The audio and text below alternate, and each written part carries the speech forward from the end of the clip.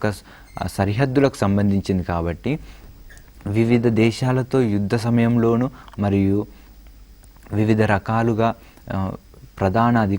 వివిధ యుద్ధ సమయంలోనూ యుద్ధ ప్రకటన చేయడం మరియు శాంతి ఒప్పందాలను కుదుర్చుకునే దాంట్లో భాగంగానే రాష్ట్రపతి తన సైనిక అధికారాలను వినియోగించుకోవడం జరుగుతుంది.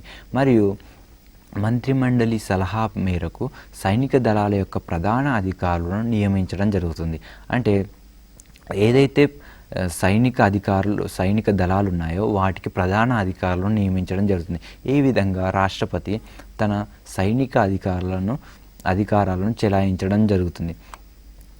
నెక్స్ట్ భారత రాష్ట్రపతి దౌత్య అధికారాలు అంటే భారత రాష్ట్రపతి ఇతర దేశాలతో ఏ విధంగా తన యొక్క సత్సంబంధాలను కొనసాగిస్తాడు అనే అంశాన్ని మనం పరిశీలించినట్లయితే మిత్ర దేశాలు ఏవైతే ఉన్నాయో ఏవైతే ఉన్నాయో వారికి భారతదేశం తరపున రాయబారులను నియమించడం జరుగుతుంది. అంటే ఆ దేశాల్లో మన దేశం తరపున ఒక ప్రతినిధిని నియమించడం జరుగుతుంది. మరియు ఇతర దేశాల నుండి వచ్చినటువంటి రాయబారులు అంటే ఇతర దేశాల నుంచి వచ్చినటువంటి ప్రతినిధుల యొక్క నియామక పత్రాలను భారత రాష్ట్రపతి స్వీకరించడం జరుగుతుంది. మరియు అంతర్జాతీయ న్యాయస్థానం మరియు ఐక్యరాజ్య సమితి ఏదైతే ఉందో వాటికి ప్రతినిధులను నియమించడం జరుగుతుంది. ఈ విధంగా భారత రాష్ట్రపతి తన దౌత్య అధికారాల్లో భాగంగానే వివిధ రకాలుగా వివిధ దేశాలతో సత్సంబంధాల్లో భాగంగానే ఉండడం జరుగుతుంది. మరియు అంతర్జాతీయ వ్యవహారాలకు రాష్ట్రపతి ప్రతినిధిగా వ్యవహరించడం జరుగుతుంది. ఏ విధంగా అంటే వివిధ సందర్భాల్లో అంతర్జాతీయ వ్యవహారాల్లో భాగంగానే భారతదేశం తరపున ఒక ప్రతినిధిగా వెళ్ళడం జరుగుతుంది. అంటే భారతదేశం తరపున అతను ఆ యొక్క అంతర్జాతీయ వ్యవహారాల్లో ప్రసంగించడం కానీ తన యొక్క ప్రతినిధిగా వెళ్ళడం కానీ జరుగుతుంది. ఈ విధంగా రాష్ట్రపతి తన సాధారణ అధికారాలను చెలాయించడం జరుగుతుంది. వీటిని మనం పరిశీలించడం జరిగింది.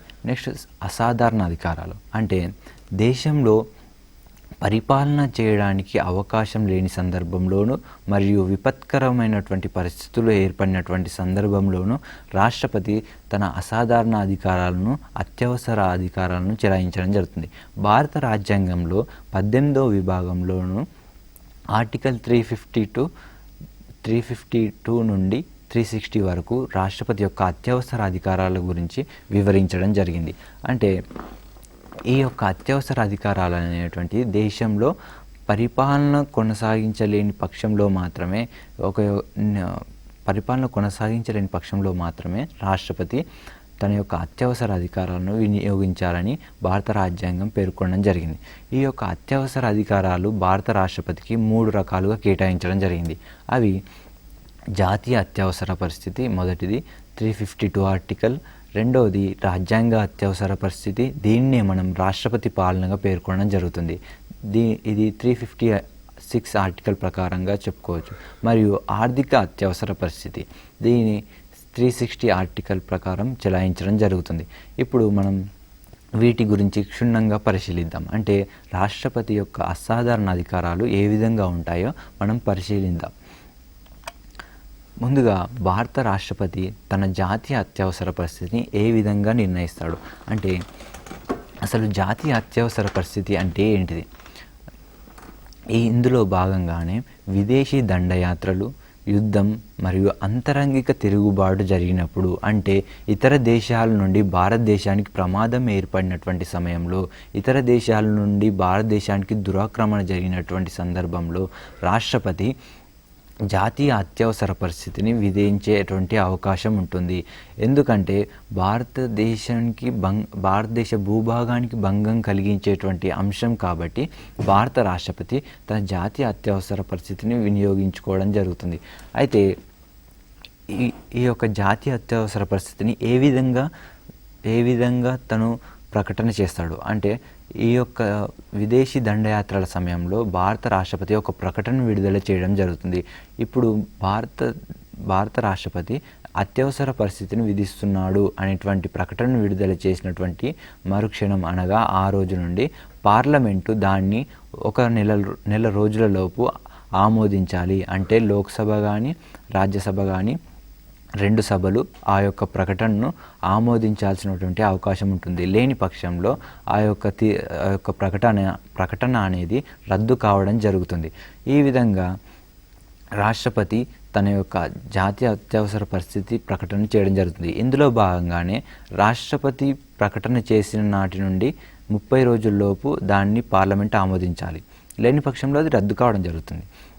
ఒకవేళ ప్రకటన చేసిన నాటి రోజులలో లోక్సభ రద్దయిన పక్షంలో రాజ్యసభ దాన్ని ఆమోదిస్తే ఆ యొక్క ప్రకటన అది కొనసాగడం జరుగుతుంది. అయితే జాతీయ అత్యవసర పరిస్థితిని మనం ఇప్పటి వరకు 3 సార్లు విధించుకోవడం జరిగింది. అవి ఏ సమయంలో అంటే, మొదటగా చైనా పాక్ దురాక్రమణ, అంటే చైనా 1962లో భారతదేశం పైన దురాక్రమణ జరిగింది. ఆ సమయంలోనే మొదటిసారిగా విధించుకోవడం జరిగింది. ఇందులో భాగంగానే 1965లో పాకిస్తాన్తో యుద్ధ సమయంలోనూ విధించుకోవడం జరిగింది. ఈ విధంగా చైనా పాక్ దురాక్రమణ అనగా 1962లో విధించుకున్నటువంటి జాతీయ అత్యవసర పరిస్థితి 1968 వరకు కొనసాగడం జరిగింది. మరియు రెండవసారి భారత్ పాకిస్తాన్ యుద్ధం, అంటే బంగ్లాదేశ్ మూలంగా భారత్ పాకిస్తాన్ యుద్ధం అనేది మరొకసారి చేయడం జరిగింది. ఇది 1971లో విధించుకోవడం జరిగింది. మరోసారి భారతదేశంలో అంతర్గత కారణాలు, అంటే విపక్షాలు పార్లమెంట్ను స్తంభింపచేయాలన్నటువంటి అంశంలో భాగంగానే 1975లో అప్పటి మంత్రిమండలి నిర్ణయం మేరకు దేశంలో అంతర్గత కారణాల వల్ల జాతీయ అత్యవసర పరిస్థితిని విధించుకోవడం జరిగింది. ఈ విధంగా రాష్ట్రపతి తన యొక్క విచక్షణ అధికారం మేరకు మంత్రిమండలి సలహా పైన ఈ యొక్క జాతీయ అత్యవసర పరిస్థితిని విధించడం జరుగుతుంది. ఇటువంటి సమయంలో మరి దేశంలో ఏ విధమైనటువంటి మార్పులు వస్తాయి అనే విషయాన్ని మనం పరిశీలించినట్లయితే, భారత ప్రజలకు ఉన్నటువంటి ఒక ప్రాథమిక హక్కులను రద్దుపరచడం జరుగుతుంది. అంటే ఆర్టికల్ 20, 21 మాత్రం అవి